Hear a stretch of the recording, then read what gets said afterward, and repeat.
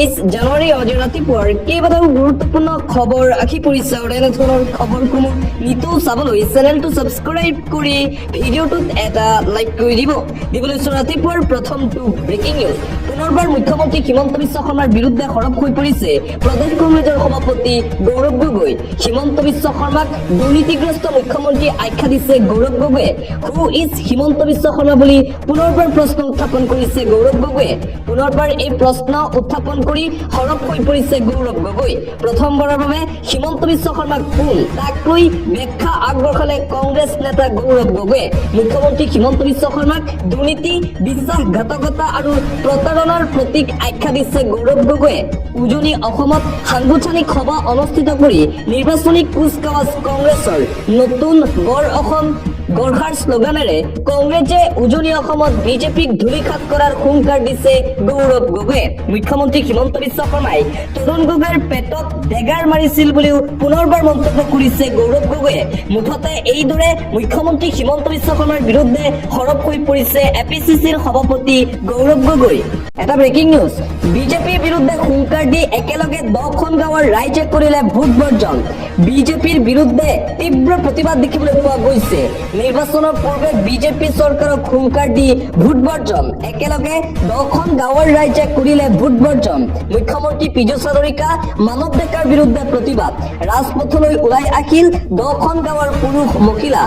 লখিমপুৰৰ আমতলা বন গাঁৱত এই তীব্ৰ প্ৰতিবাদ দেখিবলৈ পোৱা গৈছে। স্থানীয় সাংসদ প্ৰধান বৰুৱাৰ বিৰুদ্ধে তীব্ৰ প্ৰতিবাদী কাৰ্যসূচী।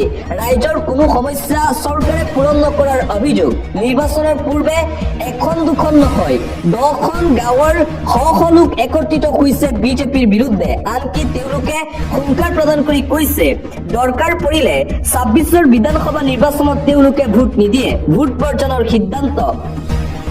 পৰৱৰ্তী খবৰ, পুনৰ হ'ব জুবিন গাৰ্গৰ মৃত্যুৰ তদন্ত। হিমন্ত বিশ্ব শৰ্মাই নহয়, অখিল গগৈয়ে দিব জুবিন গাৰ্গক ন্যায়। জুবিন গাৰ্গক হেনো ন্যায় দিব ৰাইজৰ দলৰ সভাপতি অখিল গগৈয়ে। ঘোষণা কৰিছে খুদ অখিলে। জুবিন গাৰ্গক ন্যায় দিব এইবাৰ বিধায়ক অখিল গগৈয়ে। পুনৰ হ'ব জুবিন গাৰ্গৰ মৃত্যুৰ তদন্ত। জুবিন গাৰ্গৰ মৃত্যুৰ প্ৰকৃত কাৰণ কি সেয়া ওলোৱা হ'ব বুলি ঘোষণা কৰিছে অখিল গগৈয়ে। কিদৰে ছিংগাপুৰত মৃত্যু হৈছিল জুবিন গাৰ্গৰ? জুবিন গাৰ্গক ন্যায় দিব নোৱাৰে মুখ্যমন্ত্ৰী হিমন্ত বিশ্ব শৰ্মাই। হিমন্ত বিশ্ব শৰ্মাই নিজে জুবিন গাৰ্গক ন্যায় দিব বিচৰা নাই। ৰাইজৰ দল শাসনলৈ আহিলে পুনৰ জুবিনৰ মৃত্যুৰ চাৰ্জশ্বিট দিয়া হ'ব।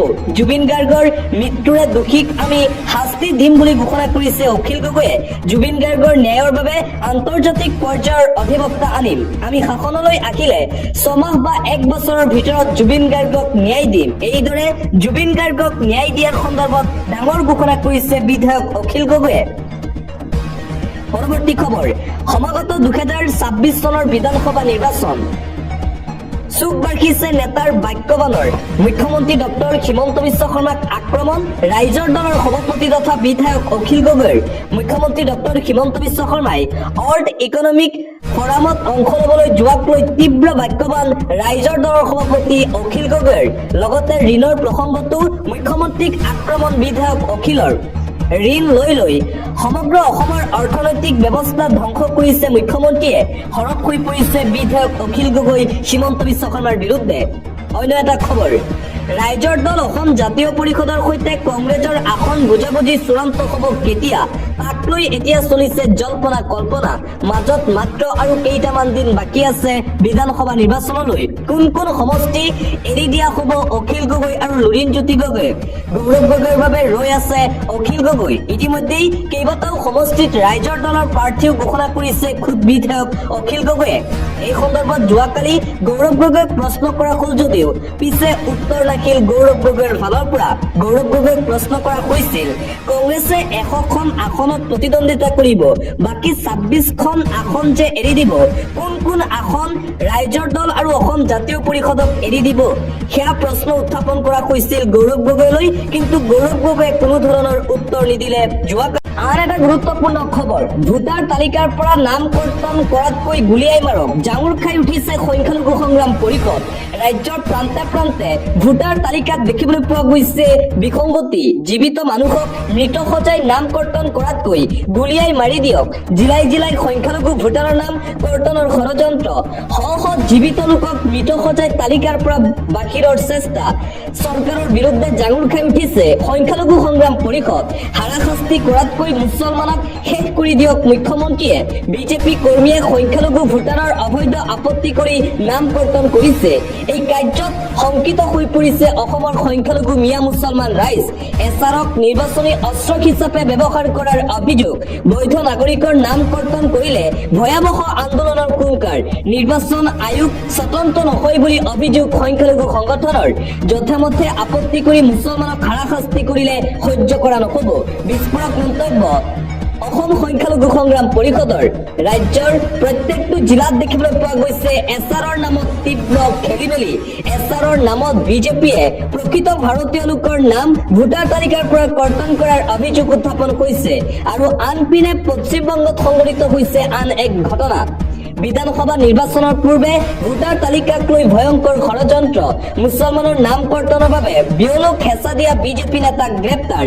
৩৪৩ গৰাকী জীৱিত ভোটাৰক মৃত সজাবলৈ বিয়লক হেঁচা।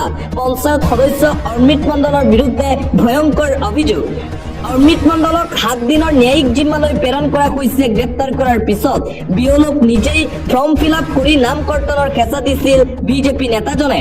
পশ্চিমবংগৰ মুখ্যমন্ত্ৰী মমতা বেনাৰ্জী এতিয়া সৰব হৈ পৰিছে বিজেপিৰ বিৰুদ্ধে। কোনো কাৰণতেই এছাৰৰ নামত ভোট কৰ্তন কৰিবলৈ দিয়া নহ'ব বুলি হুংকাৰ প্ৰদান কৰিছে মুখ্যমন্ত্ৰী মমতা বেনাৰ্জীয়ে। পৰৱৰ্তী খবৰ, ক্ষমতা ৰক্ষা কৰিবলৈ বিজেপিৰ ভোট চুৰিৰ বাহিৰে আন একো ৰাস্তা নাই এতিয়া। সেয়েহে বিজেপিয়ে অসমত এছাৰৰ জৰিয়তে ভোট চুৰিৰ কাম আৰম্ভ কৰি দিছে। ৰাজ্যত আৰম্ভ হোৱা এছাৰ প্ৰক্ৰিয়াক লৈ বিজেপি চৰকাৰৰ বিৰুদ্ধে এইদৰে সৰব হৈ পৰিছে বিৰোধী দলপতি দেৱব্ৰত শইকীয়া। এছাৰৰ জৰিয়তে ২৬ৰ বিধানসভা নিৰ্বাচনৰ বৈতৰণি পাৰ কৰিবলৈ চেষ্টা কৰিছে হিমন্ত বিশ্ব শৰ্মা আৰু বিজেপি চৰকাৰে।